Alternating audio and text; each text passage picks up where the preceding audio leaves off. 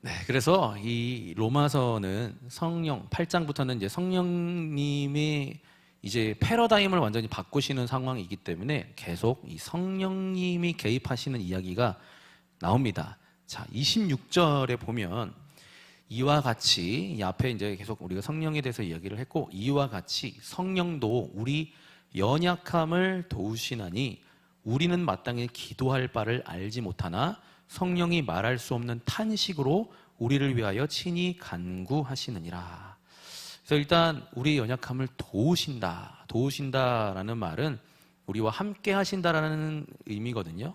그래서 우리 인간의 한계가 있죠. 우리는 연약한 자들입니다. 그래서 하나님이 우리에게 먼저 찾아오시는 은혜가 있다고 말씀드렸어요. 그거를 조금 어려운 말로 선행 은총이다. 그러니까 우리는 스스로 하나님을 찾을 만한 그런 이제 선한 마음이 없기 때문에 하나님께서 먼저 우리를 살짝 회복시켜 주시는 거예요. 그러니까 여러분 주변에 있는 사람들에게는 하나님의 선행 은총이 필요하고 하나님은 꼭 그렇게 하시거든요. 그래서 사람마다 타락한 마음과 또 하나님을 찾고자 하는 마음이 공존하고 있다는 거예요. 믿지 않는 사람들에게도. 그런데 그러면 그 다음에 어떻게 되겠어요? 그 하나님의 부르심을 들어야겠죠. 그 들었으면 이제 스스로 결정하는 단계에 이르게 됩니다. 부르심에 응답할 것인가 아니면 그냥 내 뜻대로 살 것인가.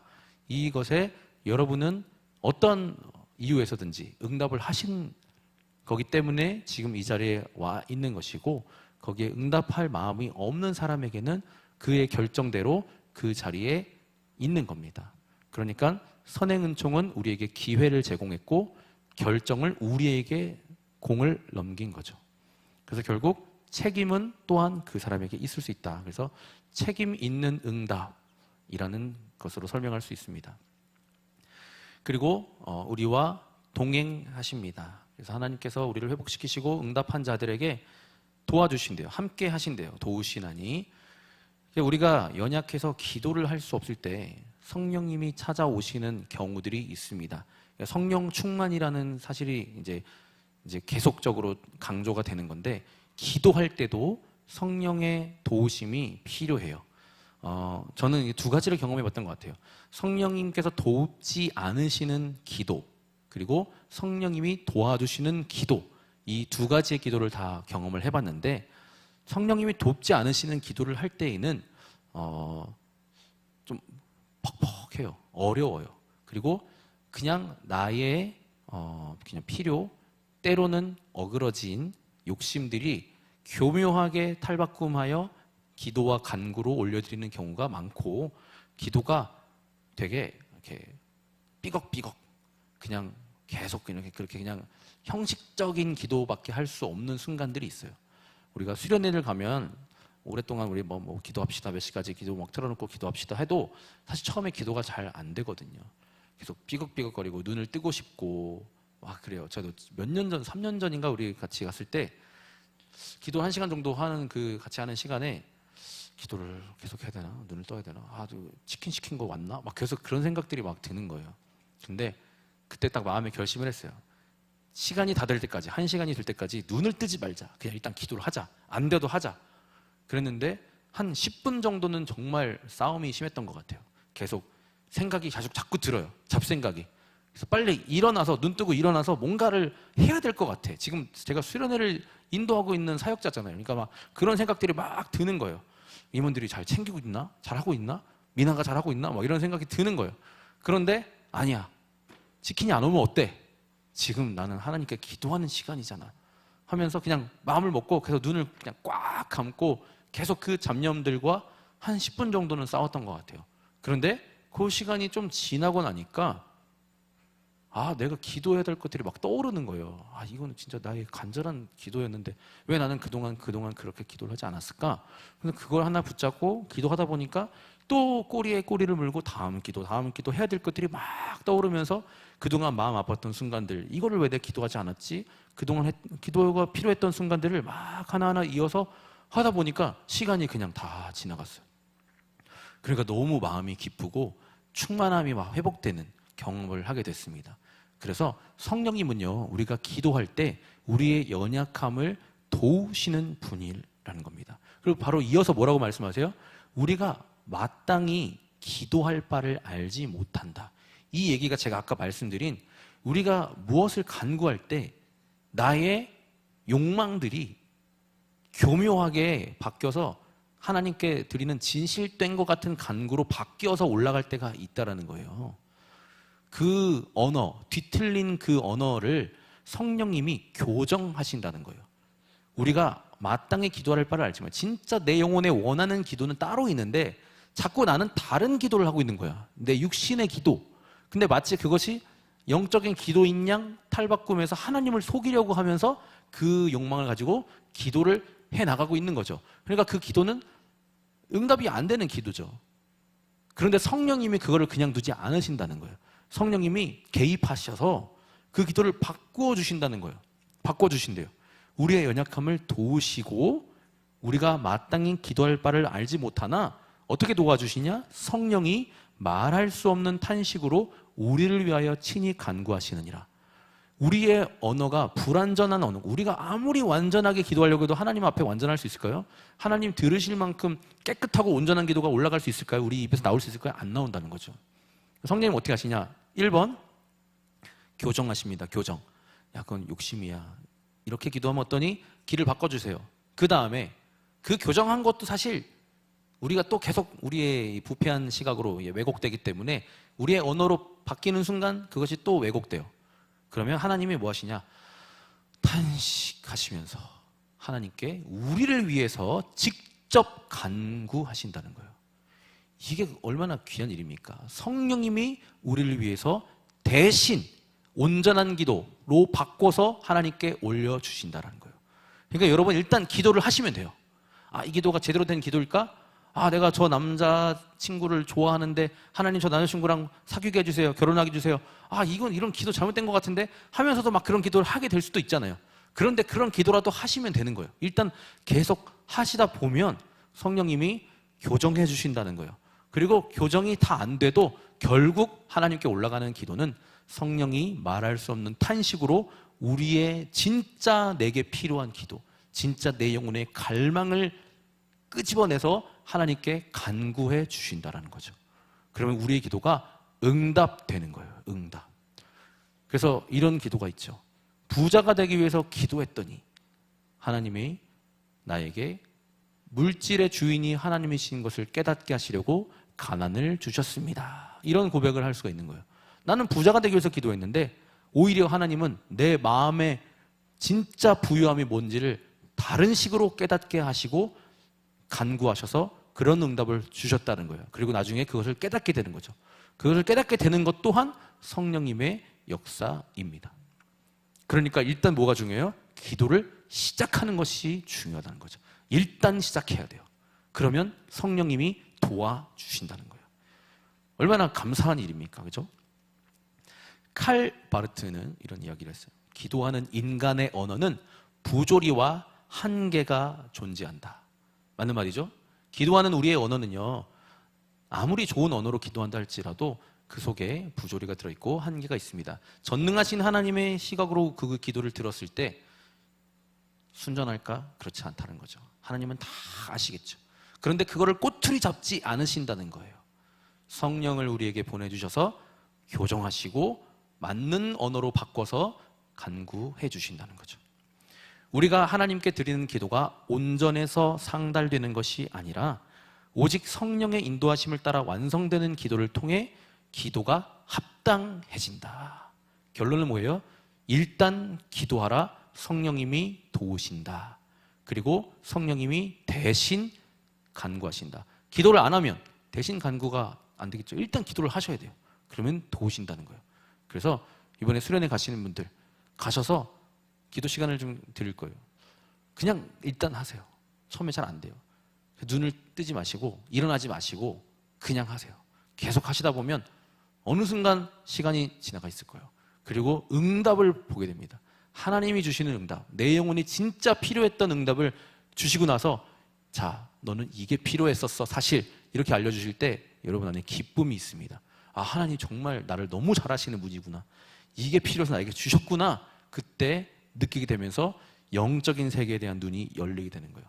이게 바로 진짜 신앙생활, 영적인 세계를 알고 하는 신앙생활로 바뀌게 되는 과정입니다. 그래서 영적인 신앙생활을 하려면 기도를 해야 된다는 거죠. 다음 절 보겠습니다. 27절. 마음을 살피시는 이가 성령의 생각을 아시나니 이는 성령이 하나님의 뜻대로 성도를 위하여 간구하심이니라. 자, 성령과 하나님이 나오시죠. 그 삼위일체 아시죠? 예수님, 성령님, 하나님. 성령이 하나님의 뜻대로 간구하신다. 성령이 하나님의 뜻대로. 성령님께서 아까 말씀드린 그대로예요. 성부와 성령이 소통하시면서 김민욱에게 당장 필요한 기도가 뭔지를 소통하시면서 알고 그렇게 기도를 하신다는 거예요. 응답하실 분과 기도를 대신 올려주시는 분이 서로 소통하시면서 한 사람을 만들어 가신다라는 거죠. 얼마나 감사해요. 하나님이 우리를 도와주시는 거니까. 우리는 무슨 기도할지 모른다니까요. 우리는 맨날 기도하는 게 약한 이 육신적인 것들밖에 없다는 거예요. 근데 하나님은 나를 너무 잘 아시고 내 영혼을 잘 아시기 때문에 내가 무엇을 기도해야 될지를 그냥 두 분이서 소통해서 알아서 하신다는 거예요. 우리는 그냥 기도하면 되는 거예요. 우리는 그냥 기도하면. 성령으로 이루어지는 기도는 하나님의 뜻과 100% 일치하게 됩니다. 그럼 뭐겠어요? 응답이 100%라는 거예요. 그래서 성령으로 하는 기도는 100% 응답됩니다. 100%. 내 욕망을 하나님의 뜻이라 착각하며 기도할 수 있어요. 그런데 성령님이 하시는 일은 뭐냐? 내 가공된 이 가짜 언어, 이 뒷면에 진짜 나의 마음의 갈망을 아시고 하나님의 뜻에 맞게 교정하여 올릴 수 있도록 도와주신다. 그래서 기도가 세련될 필요가 없는 거예요. 막 미사여고 이런 거 막 해가지고 막 하나님께 뭐 천지의 수레바퀴를 돌리시는 아버지, 전능하신 아버지 하나님이시여 이렇게 할 필요가 없는 거예요. 지난 시간에 말씀드린 대로 아빠, 아버지께 그냥 기도하면 되는 겁니다. 하나님은 우리 마음의 중심을 이미 보고 계시기 때문입니다. 기도를 시작하면 성령님이 기도를 바꾸십니다. 28절 보겠습니다. 중요한 구절입니다. 우리가 잘 아는 구절이죠? 같이 읽어보겠습니다. 시작. 우리가 알거니와 하나님을 사랑하는 자, 곧 그의 뜻대로 부르심을 입은 자들에게는 아멘. 자, 이 얘기 많이 들으셨죠? 자, 여러분 이 성경 구절을 자꾸 잘못 이용하는 사람들이 있어요. 여러분 아마 들어보셨을 거예요. 나 요즘에 너무 슬픈 일, 괴로운 일 너무 많아. 하나님이 다 합력하여 선을 이루실 거야. 나는 진짜 괴로워 죽겠는데 막 그런 얘기 하면은 짜증나잖아요. 물론 이제 믿음의 사람들은 그래요, 아멘 이렇게 할 수도 있겠지만, 그래서 오늘 이 구절을 여러분이 제대로 파악하실 수 있게 제가 완전 마스터 시켜 드리겠습니다. 자, 이 구절은 원문으로 꼭 봐야만 되는 부분이어서 이미지 한번 보여주시면 감사하겠습니다. 이 원문이 두 개의 종류가 존재해요. 저기 꺽쇠 가루를 쳐놓은 이 부분이 있는 사본도 있고 없는 사본도 있습니다. 오래된 사본을 더 쳐주거든요. 근데 사실 원본은 없어요. 그래서 사본끼리 이렇게 비교하는 건데 이 두 가지의 해석이 문장이 달라져요. 이 호테오스, 그러니까 하나님이거든요. 호는 정관사고 테오스는 하나님인데 이 호테오스가 여기에 들어가느냐 안 들어가느냐에 따라서 이 문장이 좀 달라집니다. 근데 왜 괄호를 쳐놨냐면 정확하게 어떤 게 원본인지 몰라서 성경학자들이 가로로 넣어놨어요. 있을 수도 있고 없을 수도 있다. 근데 한글 성경은 없는 것으로 번역이 되어 있습니다. 그래서 이 호테오스를 일단 있는 전제로 한번 해석을 해보자면 이렇게 돼요. 자, 일단 합력한다라는 거는 여러분이 아마 들어보셨을 거예요. 시너지, 슈네르게이입니다. 슈네르게이가 영어의 시너지의 어원이 되었어요. 시너지가 뭐예요? 1 플러스 1이 2가 아니라 1 플러스 1이 만났는데 갑자기 3, 4, 5 막 점점 더 증폭되는, 그래서 우리 시너지 효과가 아주 좋다라고 할 때 이 시너지, 그래서 서로 협력한다. SYN, 이 쉰이라는 이 헬라어는 뭐뭐와 함께라는 뜻이고요. 뒤에 에르곤이라는 동사는 뭐냐면 에너지예요. 에너지. 그래서 에너지가 여기서도 또 나왔어요. 그러면 함께하는 에너지라는 뜻도 있고 함께 일한다는 뜻도 있어요. 그래서 함께 일한다라는 의미가 바로 우리가 합력으로 번역된 이 시네르게이라는 헬라어입니다. 자, 요거를 일단 기억하시고, 그래서 존 웨슬리가 이 시네르게이라는 헬라어에서 착안해서 시너지즘이라는 신인 협동설을 주장했어요. 우리는 감리교이니까. 그래서 뭐냐? 하나님이 우리를 구원하실 때, 아까 처음에 말씀드린 것처럼 하나님이 우리를 구원하실 때 그냥 일방적으로 하시는 것이 아니라 선행 은총을 통해서 우리의 타락한 양심을 일부 회복시켜 주시고 하나님이 부르시는 거예요. 그럴 때 그 일부 회복된 그 신락 같은 양심을 가지고 응답하는 인간의 그 행동, 그 책임 있는 행동을 가지고 하나님의 구원을 완성하신다. 그래서 우리의 구원이 하나님과 인간의 협동으로 이루어진다. 이것을 신인 협동 구원이라고 해요. 반대는 뭐가 있어요? 우리는 아무것도 할 수 없다. 하나님이 만세부터 우리를 택하셨고 부르셨고 우리 마음을 열어주셨고 믿게 하셨다라고 하는 모너지즘도 있습니다. 어쨌든 우리는 협동한다, 합력한다라는 의미를 가지고 있습니다. 여기서 주어가 아까 괄호쳐 있는 이 호테오스, 하나님께서라고 이제 들어가게 되면 동사가 시네르게이, 함께 일하신다라는 것으로 이어질 수 있어요. 그러면 하나님께서 함께 일하셔서, 판타는 모든 것이거든요. 모든 것을 혹은 모든 상황 속에서 목적지가 어디예요? 선을 향해 가도록 하신다. 그러면 여기 호테오스를 넣으면 이렇게 되는 겁니다. 우리는 알고 있습니다. 하나님을 사랑한 자 뜻대로 부르심을 입은 자들에게는 하나님께서 함께 일하셔서 모든 것을 선을 향해 가도록 일해 주신다라는 의미로 볼 수가 있어요. 이게 뭐가 중요하냐? 하나님의 직접적인 손길이 닿는다는 거예요. 우리의 모든 상황에. 그러니까 여러분이 겪는 좋은 일, 그리고 때로는 악의 존재로 통해서 이루어지는 일. 왜 선하신 하나님이 악을 바라보고 계실까라고 생각할 때 그 세상에 존재하는 그 악한 일까지도 다 모든 것이잖아요. 모든 것을 융합하셔서 하나님이 그 모든 것이 선을 향해 갈 수 있도록 바꾸신다는 거예요. 그러니까 하나님이 일하신다는 거죠. 그러니까 우리 삶에 일어나는 그 모든 일들, 역사, 우리의 응답, 우리의 행동에 예측할 수 없는 우리의 응답 행동, 또 악한 일까지도 하나님이 싹 비벼서 융합해서 다 선을 향해 결론을 내도록 일하신다라는 의미로 이 성경 구절을 해석할 수 있습니다. 저는 이것이 정말 사실이라고 저는 믿어져요.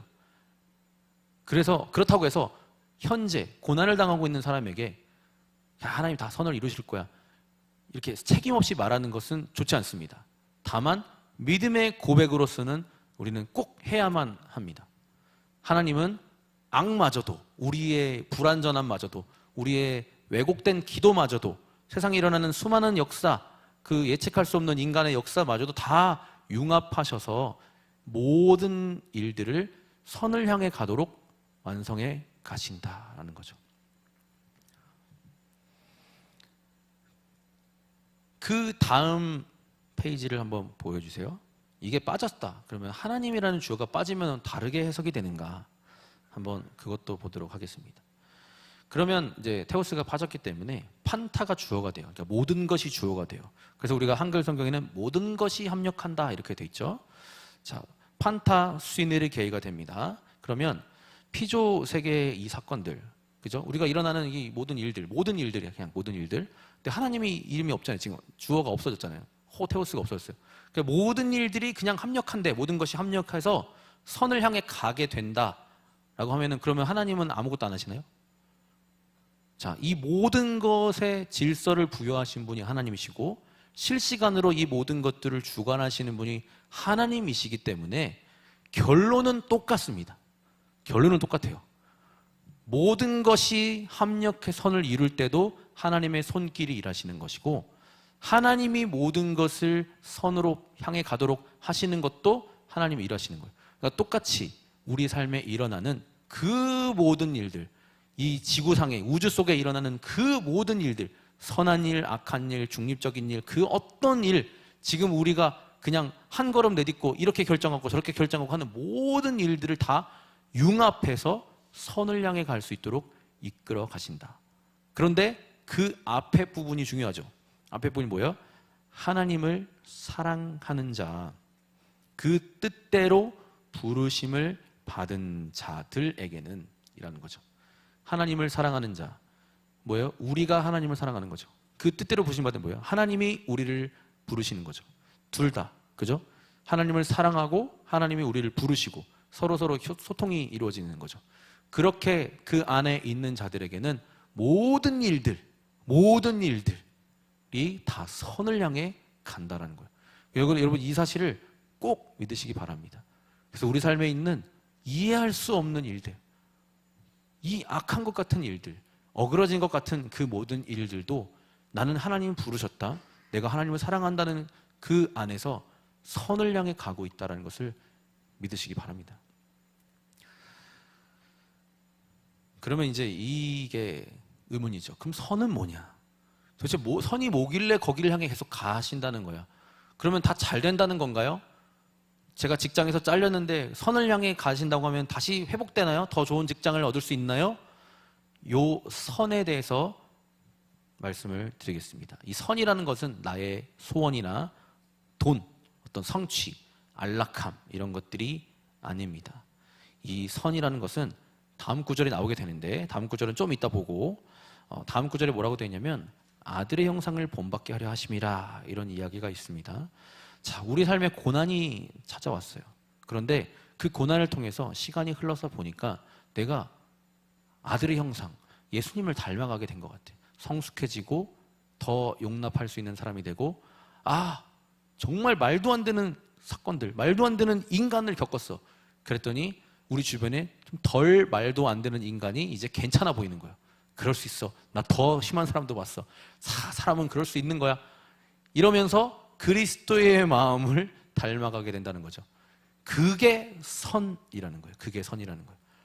그러니까 돈을 잃었어. 돈을 회복하는 게 선이 아니라 돈을 잃어버렸어도 내가 그리스도의 마음을 닮아갔다면 하나님은 선을 이루신 것이라는 거죠.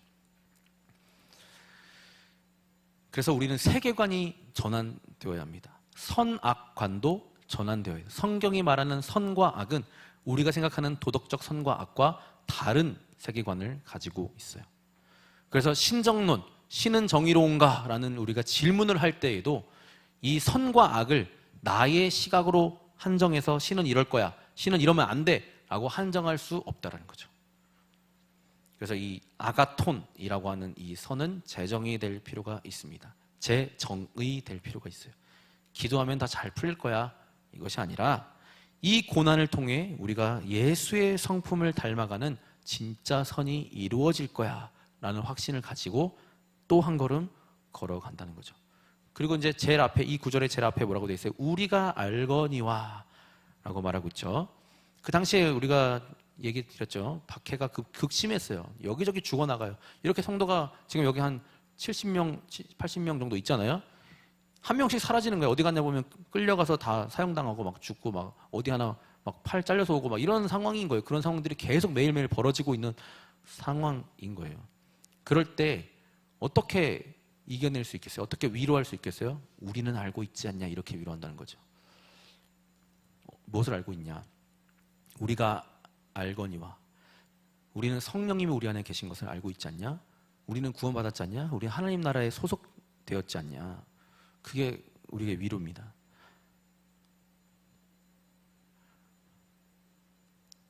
자, 우리가 알거니와 하나님을 사랑하는 자들, 여기서 사랑은 계속적으로 지속되는 것을 얘기해요. 하나님을 계속 사랑하고 있는 자들, 그리고 내가 사랑하기 이전에 그 뜻대로 부르심 받은 자들이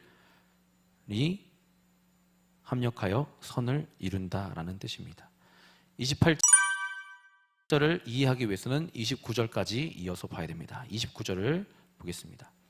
하나님이 미리 아신 자들을 또한 그 아들의 형상을 본받게 하기 위하여 미리 정하셨으니 이는 그로 많은 형제 중에서 맏아들이 되게 하려 하심이니라. 여기서 미리 아신다라는 거, 미리 정하셨다라는 그런 이야기가 있습니다. 이거는 시간적인 선후 관계가 아니에요. 깊은 사랑의 관계 안에서 목적을 두셨다라는 의미로 볼 수 있습니다. 그래서 최후 목적지는 뭐냐? 아들의 형상을 본받는 것 있는 거죠. 그러니까 아들의 형상을 본받게 하기 위해서 이 모든 일을 하신다. 그래서 선을 이룬다라는 것의 연결, 그 선의 목적지가 결국 어디로 연결되느냐?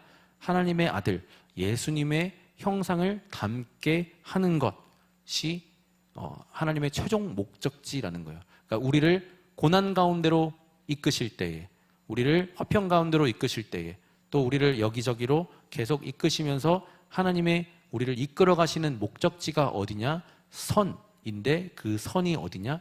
내가 예수님을 닮게 되는 것. 그래서 나를 통하여 예수님이 나타나는 것이라는 겁니다. 우리의 최종 정체성은 세상의 평판이 아니라 예수 그리스도의 동생이 되는 거예요. 예수님은 우리의 형제라고 그랬죠. 하나님이 아빠고, 삶의 목적은 예수님의 형상을 닮아가는 성품적인 변화를 이야기하고 있습니다. 마지막 30절입니다. 또 미리 정하신 그들을 또한 부르시고 부르신 그들을 또한 의롭다 하시고 의롭다 하신 그들을 또한 영화롭게 하셨다. 부르셨다, 의롭다 하셨다, 영화롭게 하셨다. 이 세 가지 동사가 있습니다. 그런데 다 부정과거 시제를 사용하고 있어요. 부르셨다는 거 과거인 거 맞겠죠? 그죠? 그리고 의롭다 하신 것도 과거죠. 그런데 영화롭게 하시는 것은 미래의 일이에요. 우리가 하늘나라에 갈 때 그때 우리가 영화롭게 되거든요. 근데 아직 일어나지 않은 일이에요. 근데 이것 또한 과거 형태로 쓰여져 있어요. 왜 그럴까요? 부르심 안에 있는 자들은 미래도 과거인 것처럼 확정되어져 있습니다. 하나님은 시간의 초월자이시죠. 그러니까 우리가 뭘 알고 있는 거예요? 현재의 문제만이 아니라 앞으로 미래의 우리의 목적지까지도 확정이 되어 있고 과거처럼 말할 수 있다는 거예요. 하나님은 과거가 없으세요. 하나님은 현재도 없으시고 하나님 미래도 없으세요. 하나님은 시간을 관통해 계시는 분이십니다. 시간을 관통해. 그래서 우리는 미래에 대해서 두려워하지만 하나님은 아무 관련이 없어요. 하나님은 그냥 항상 모든 시간 위에 계신 분이기 때문에 우리의 걱정과는 너무 다른 곳에 계시는 겁니다. 우리가 그 사실을 믿을 때 우리가 앞으로 영화롭게 되는 그 과정에 그것을 미리 바라보고 그것을 그냥 소망만 하고 기다리는 것이 아니라 그것은 과거 일처럼 이미 일어난 일이구나 라고 우리는 확정할 수 있다는 거예요. 마치 영화의 결론을 다 알고 다시 앞으로 당겨서 처음부터 다시 재밌게 보는 것과 같은 이야기죠. 그래서 우리 기도는 주여 이렇게 될 줄 믿습니다 하는 어떤 승리주의적인 기도만 하는 것은 좀 덜 좋은 기도다라고 말할 수 있어요. 그 기도도 필요하지만, 그래서 우리의 삶에 있는 아픔을 그대로 쏟아내고 때로는 침묵도 하고 성령님의 탄식에 우리 기도를 맡기는 그런 영성이 좀 필요합니다. 나의 뒤틀린 언어가 끊어진 곳에서 성령님의 역사하심이 거기서 시작됩니다. 오늘의 말씀을 세 줄로 요약해 드리겠습니다. 성령님께서는 불완전한 우리의 기도를 교정하여 주셔서 하나님의 뜻을 따라 간구하시는 분이다. 이게 첫 번째고요. 두 번째, 세상에 일어나는 수많은 역사들, 하나님의 계획, 우리의 불규칙한 응답, 심지어 악마저도 하나님의 손에 의해서 합력하여 선을 향해 가도록 이끄신다. 이게 두 번째입니다.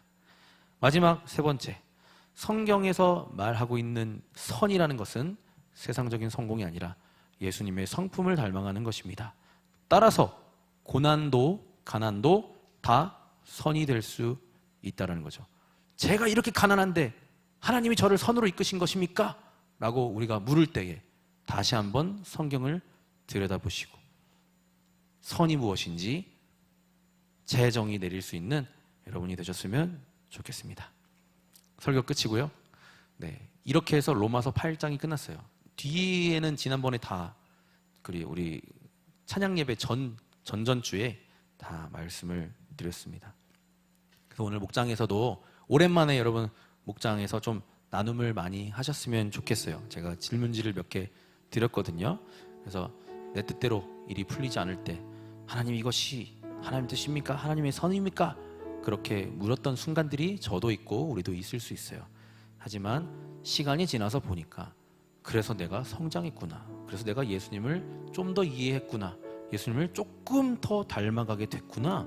하나님이 나를 선으로 인도하고 계시네 라고 그렇게 깨달았던 우리의 삶의 그 작은 순간들을 함께 나눠보시면 좋을 것 같고, 네, 우리가 떼쓰는 기도, 내 욕망이나 계획 같은 거를 하나님께 기도하는 그 기도를 성령님이 바꾸셔서 응답이 다르게 오는 경험을 한 것, 이렇게 또 얘기 나눠보시면 좋을 것 같고, 고난당하는 사람에게 다 하나님의 뜻이 있어, 합력하여 선을 이룰 거야 라고 우리는 쉽게 이야기할 수 있지만 이 말을 들을 때 우리는 진짜 그럴까 하는 생각도 들고, 네가 내 마음을 알아? 그런 생각이 들 수도 있습니다. 마음의 상처가 될 수도 있어요. 그래서 나에게 찾아온 이 고난을 하나님의 선하심과 연결짓기 어려웠던 순간들도 우리 솔직하게 나눠보셔도 좋을 것 같습니다. 네, 이 시간 함께 같이 찬양하고 이렇게 나아갈 때 나는 믿네, 이 찬양의 가사가 오늘 말씀하고 좀 많이 일치되는 것 같아서 같이 나누려고 합니다. 내게 허락하신 시련을 통해서 하나님은 나의 믿음을 더욱 강하게 바꿔주심을 나는 믿습니다. 우리 함께 고백하는 마음으로 찬양하겠습니다.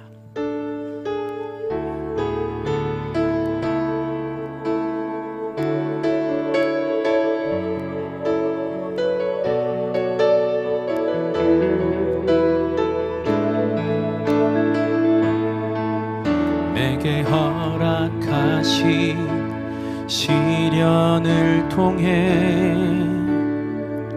나의 믿음 더욱 강하게 자라나고, 험한 산과 골짜기 지나는 동안 주께 더 가까이 나를 이끄시네. 내가 겪는 시험이 어렵고 힘겨워도 내 주님보다 크지 않네. 내 앞에 바다가 갈라지지 않으면 주가 나로 바다 위 걷게 하리. 나는 믿네. 주의 능력으로 내 삶 새롭게 되리. 나는 믿네. 주의 능력으로 담대히 나가리라. 주와 함께 싸워 승리하리라. 날마다 믿음으로 나로 믿네. 함께 나갑시다. 나는 믿네. 나는 믿네. 주의 능력으로 내 삶 새롭게 되리. 나는 믿네. 주의 능력으로 담대히 나가리라. 주와 함께 싸워 승리하리라. 날마다 믿음으로 나 살아가리. 이 시간 함께 기도하실 때에 하나님, 내 삶에 이해되지 않는 일들이 일어날 때, 내 주변에 이해되지 않는 정말 악한 것 같은 일이 일어날 때 하나님, 내가 하나님을 때로는 원망할 수도 있습니다. 하나님, 우리가 다시 한번 우리의 선을 재정의하고 우리의 믿음을 다시 돌아보길 원합니다. 하나님은 항상 우리를 선을 향하여 인도하시는 분인데 나의 믿음을 더욱 강하게 하셔서 나를 예수 그리스도의 형상으로 만드시고자 하는 계획이 있으십니다. 하나님, 그 계획이라면 내가 하나님의 선하심을 믿고 맡겨드리겠습니다. 내 삶에 당하는 고난마저도 하나님께 감사하며 나아가겠습니다. 우리 함께 이렇게 결단하고 고백하면서 함께 기도하며 주님 앞에 나아가도록 하겠습니다. 함께 기도합시다. 주님 감사합니다. 우리 삶에 있는 그 어떤 일도 하나님의 선하심을 믿습니다. 하나님의 선이 이루어질 것을 믿습니다. 하나님을 사랑하는 자, 그 뜻대로 부르심을 입은 자들에게는 모든 것이 합력하여 선을 이루느니라. 하나님의 손길이 지금도 일하고 계셔서 아들 영상을 본받게 하시기 위하여 우리를 선한 길로 인도하심을 믿습니다. 하나님, 가난과 고난과 슬픔 속에서도 그리스도의 형상을 닮아 나아가는 우리가 되게 하여 주시옵소서. 그 고난과 고난의 선하심을 나는 믿습니다 고백할 수 있는 하나님, 우리의 믿음이 믿게 하여 주시옵소서. 하나님의 성령이 우리의 기도를 도우십니다. 우리의 욕망과 우리의 계획을 하나님의 뜻이라 확정하며 기도할 때에도 성령님은 그 기도를 조정하셔서 내 영혼의 갈망을 하나님께 간식으로 간구하시는 분이시기에 오늘 이 시간 우리의 기도 성령님이 도와주십니다. 성령님이 함께하고 계십니다. 우리의 연약함을 도우시는 성령 하나님, 오늘 우리의 기도를 통하여 하나님의 역사가 이루어지도록 우리를 도와주시옵소서. 성령 하나님 감사합니다. 성령 하나님 감사합니다. 성령 하나님 감사합니다. 내 뜻대로 일이 풀리지 않는다 해서 답답해하지 않게 도와주시고 하나님의 선하심을 믿고 믿음으로 고백하는 우리가 되게 하여 주시옵소서. 주님, 우리 한 주간의 삶을 주님 붙잡아 주시옵소서. 하나님의 선이, 하나님의 손이 일하고 계심을 믿습니다. 하나님의 선으로 우리를 이끌어 가심을 믿습니다. 주님, 찬양과 영광을 받으시기 합당하십니다. 예수님을 더 함께하여 주시옵소서. 예수님을 더욱더 닮아가게 하여 주시옵소서. 하나님, 또 한 주간을 살아갈 때에 하나님, 우리의 삶에 악한 일들이 일어날까봐 걱정하지 않게 도와주시고 고난과 가난이 우리에게 임할까 두려워하지 않게 하여 주시옵소서. 하나님의 손은 언제나 우리를 선을 향하여 나아갈 수 있도록 완전한 계획 가운데 이끄심을 믿습니다. 그리고 그 선함은 내 욕망의 만족이 아니라 예수 그리스도를 내가 더 닮아가는 것입니다. 하나님, 앞으로 시간이 더 지나 이 시간들을, 고난의 시간들을 돌아왔을 때에 그때 하나님이 나를 이끌어셔서 예수님을 더 닮게 하셨다 고백할 수 있는 우리 삶이 되게 하여 주시옵소서.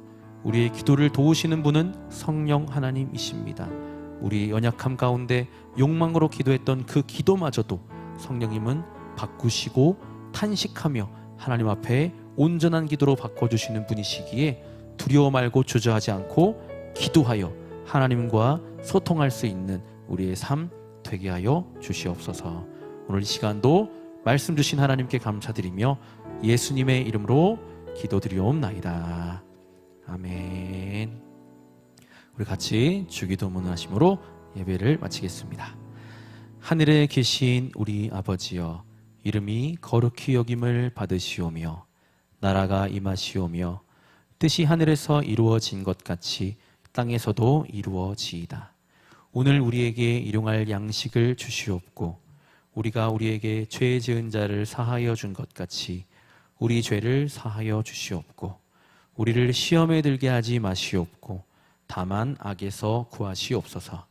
나라와 권세와 영광이 아버지께 영원히 있사옵나이다. 아멘.